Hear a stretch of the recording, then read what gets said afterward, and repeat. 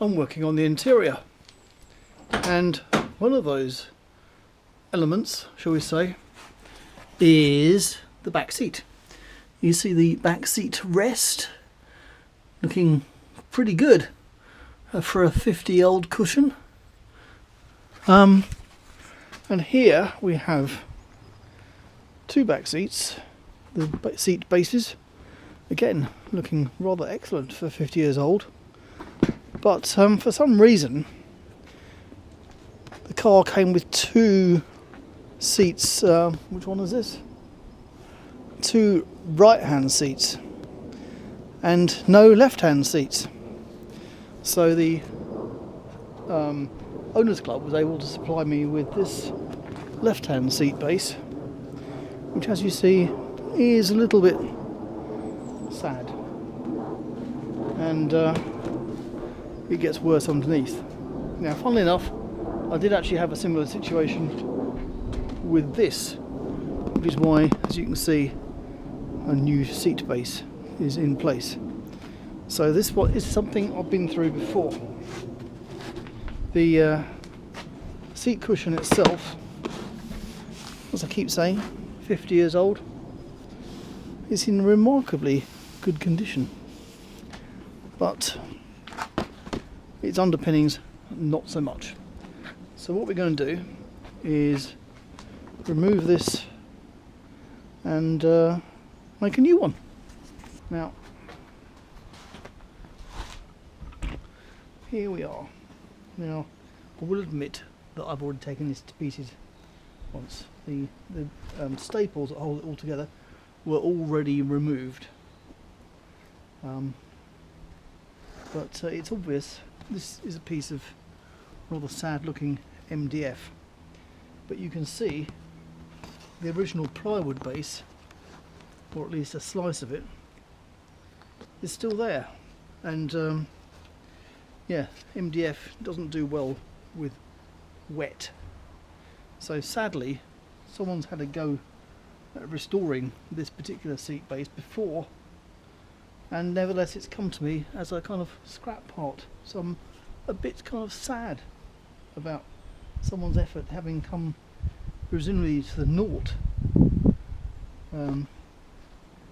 So whoever knows when this was done, but MDF I think is relatively new, say in the last 30 years at least. Before that it would have been hardboard. So plywood MDF replacement is going to have to be replaced again. So here we have a piece of the original 1970 whatever plywood, and I'm blown if I'm going to leave that in here. So let's see how quickly I can remove it. Let's strip off, well, I was going to say strip off the cover. It is kind of annoyingly fixed in there, and I could probably remove the rest of it, but perhaps it's too much.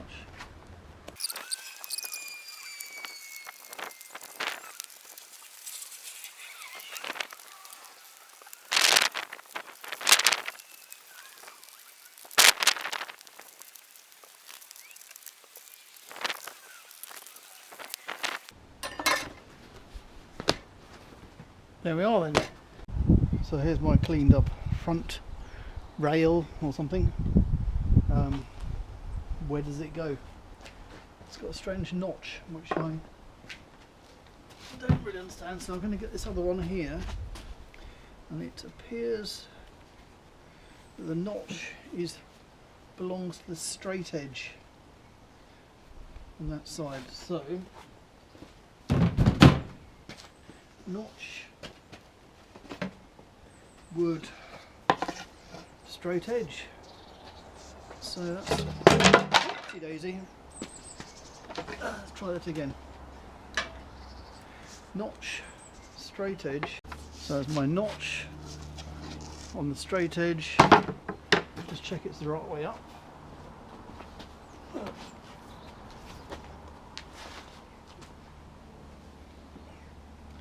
In fact, no it isn't. Right, flip that over. So that... Aha. Right, okay. So that matches, and the notch goes on the straight edge, which in this case is here. Let's see if this matches my other seat.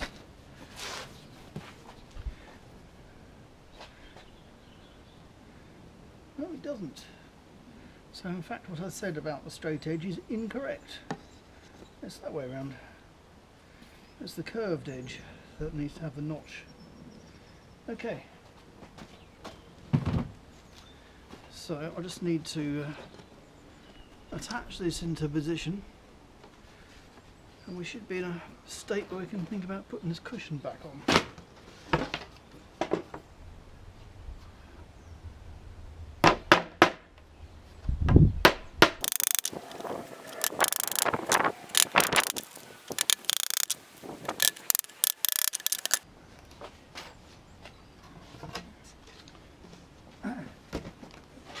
Okay, so that's a new seat base.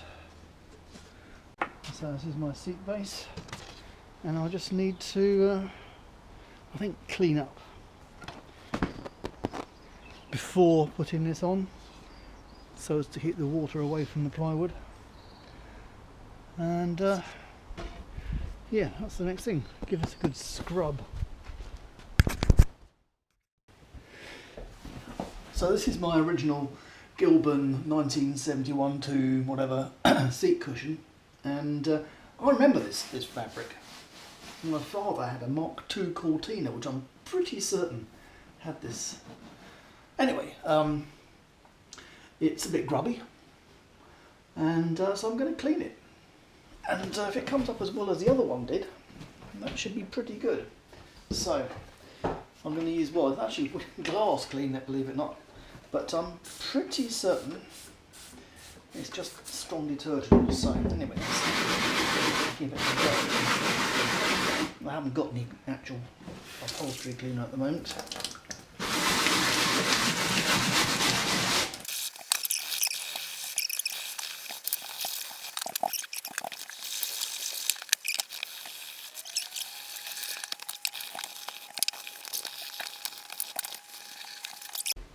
Right, just dry it up and see how it looks in a little while.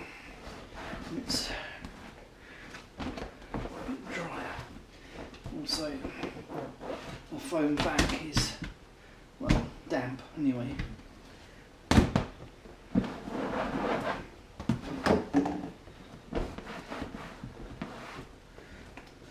Come back in a little while. Right, I'm just giving this another go over. It's not come too bad, but I'd like it a bit better.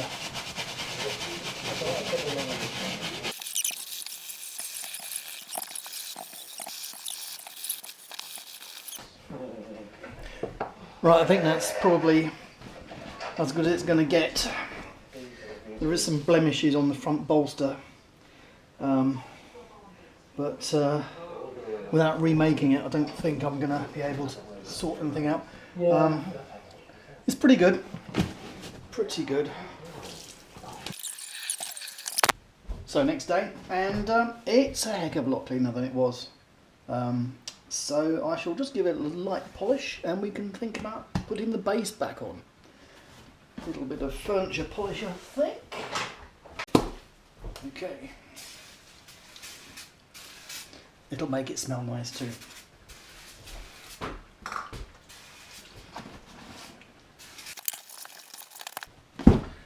There we go. So now I need to put the base back on. Or perhaps I should say, put the new base on. This little piece of wood here, so it hooks over the fiberglass in the back. So I just need to staple this on. Now, as I've mentioned, this space has obviously been replaced before, and I discovered disagreement about which way round this piece of wood should go. I had to compare it with my other seat, but by the look of it, last time the base was changed, whoever did it put this on back to front. Never mind, it's going to go on the right way round now. So, out with my heavy duty staple gun. Don't bother trying to use an ordinary paper stapler, it won't work. So let's start in the middle.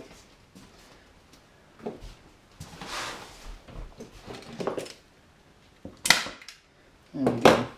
I don't normally work in the kitchen, but since I was doing this in here last night, I have kind of continued.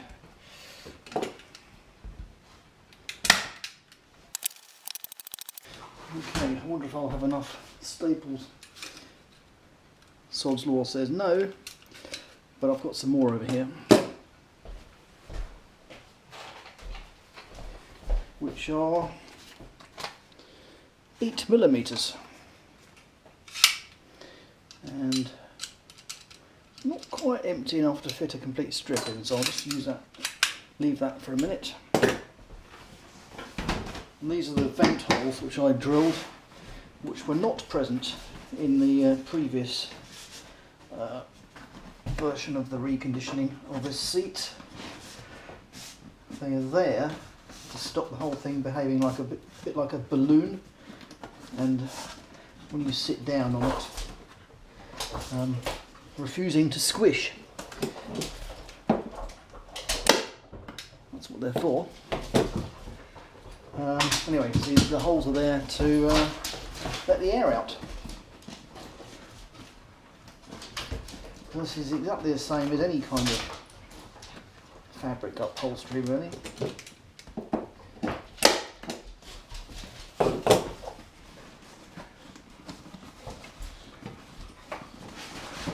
Squish it down a little bit and apply staple.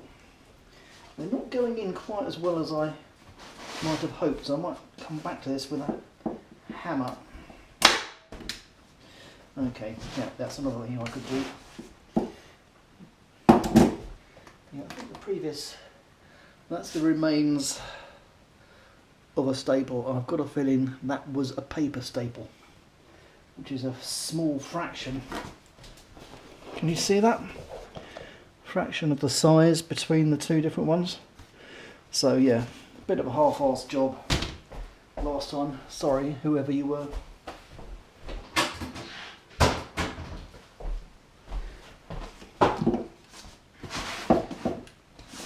So I'm going to push down hard. Yeah, it actually went in quite a lot better.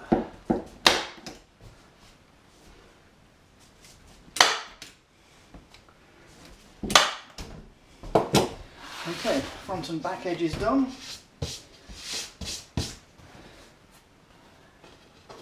Now for the sides.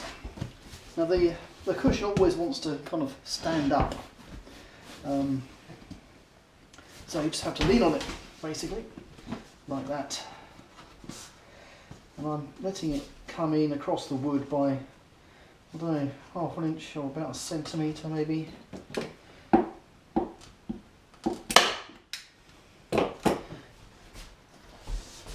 Seems to suit the kind of bend or fold in the fabric.